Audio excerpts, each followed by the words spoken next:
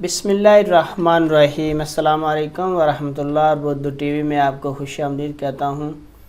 Saudi वज़ारत दाखिला की जानिब से एक अहम बयान सामने आया है। सऊदी प्रेस एजेंसी SPA के मुताबिक 15 रबीउल अव्वल 1443 से लेकर 21 रबीउल अव्वल 1443 तक 15,806 गैर मुल्कियों को गिरफ़्तार किया गया। मुख्तलिफ़ खिलाफ वर्जियों की सूरत में इन लोगों को गिरफ़्तार किया।